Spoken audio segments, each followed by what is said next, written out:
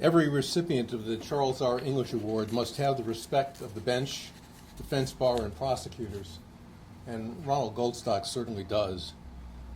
But more than that, no matter what his position in the criminal justice system, he's always treated the other players in the system as colleagues, as partners, and he's consistently worked with them in striving for fairness and justice. In everything he does, Ron is the poster child for thinking outside the box and for pushing the envelope in furtherance of those causes. As chair of the Criminal Justice Section, he even co-authored an article with the heads of the National Association of Criminal Defense Lawyers and the National District Attorneys Association, which noted that all three organizations, and now I'm quoting, tend to agree on most criminal justice issues more than we disagree, and aim their combined muskets toward the restoration of a rational and balanced criminal justice system. I know from my own experience with Ron in the ABA that he speaks from a unique vantage point that is neither prosecution nor defense oriented, that he recognizes and respects the valuable contributions each side makes, and that he often achieves consensus by putting forward a position neither side had thought of before. Ron has always had a broad view of the prosecutor's role. For him, good prosecutors don't just make criminal cases, they solve crime problems. He even published an article on the prosecutor as problem solver long before it became fashionable for prosecutors to talk and think about themselves in those terms. When he ran the New York State Organized Crime Task Force, where I served for 9 years as his first assistant, the office made important cases involving, among other things, organized crime activities in the carting and construction industries. But he didn't stop there. He hired strategic analysts and brought on sociologists, economists, and law professors in order to produce reports that proved important enough to be published by Cornell University and the Rand Corporation, and that recommended structural changes designed to reduce the susceptibility and potential for criminality in those industries. While still at OCTF, Ron conceived of the institution of independent private sector inspectors general. The original title we gave them was Private Inspectors General, but that produced an awkward acronym, who gave corporations and other entities a means to guard against victimization and or to avoid prosecution by increasing and demonstrating their commitment to honesty and integrity. His idea has turned into a cottage industry for former prosecutors and changed the way prosecutors still in office think about their work.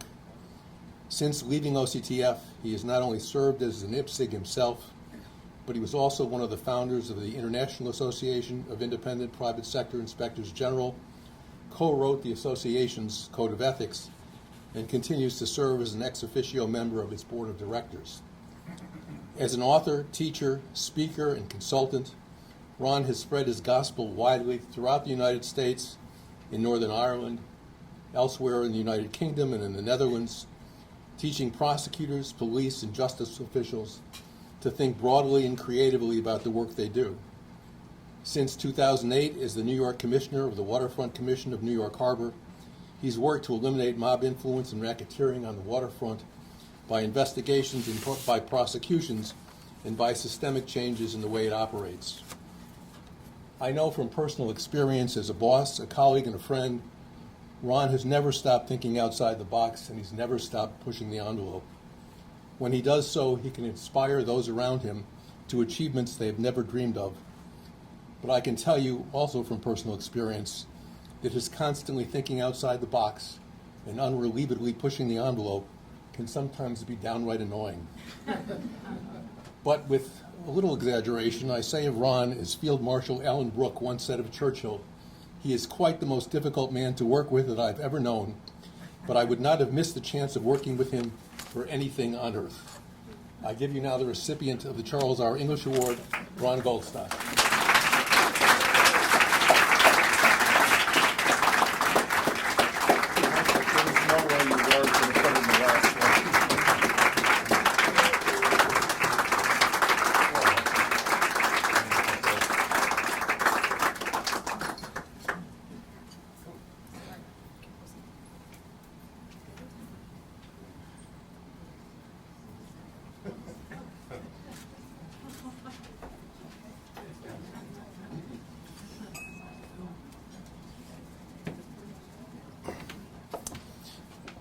Thanks, Marty. I really appreciated that, except maybe for the last couple of lines.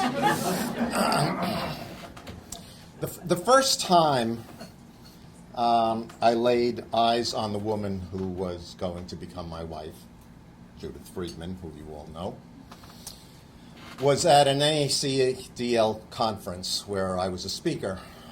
And Judy at the time was special assistant to the head of the criminal division in the Justice Department. And because she had that position, they pulled her up on stage and they pillared her and couldn't believe that she could work for such a repressive organization. I had just come from speaking at a program put on by the National College of DAs, and they were equally vehement against the notion that there could be defense attorneys who were no more than scum. I joined, through Judy, the criminal justice section at a time when prosecutors sat at one side of the table and defense attorneys at the other, when they voted in blocks, when I sat next to Albert Krieger, one of the great defense attorneys of all times, Cappy Eads, who was head of NDAA, pulled me outside the room and yelled at me for being with the enemy.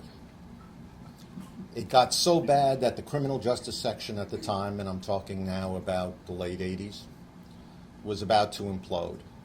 And there was a change that was made to ensure that that didn't happen. One of the major parts of that change was that Charlie English, a noted criminal defense lawyer from California, became a council member. He, through his work, his inspiration, by having dinners at council meetings where everybody was invited, through his appreciation of civility, helped turn the criminal justice section around. So I am honored in receiving this award in the first place. And the second, I am honored that it is in the name of Charlie English, some person who only a few of us remember, but who is and has been in my thoughts for a long period of time.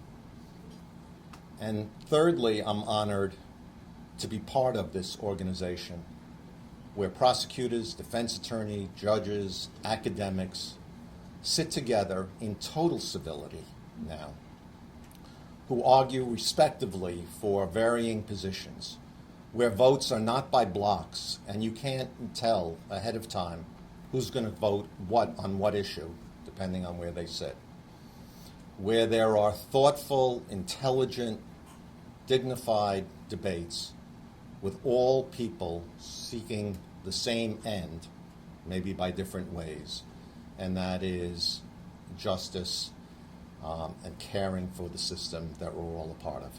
Thank you.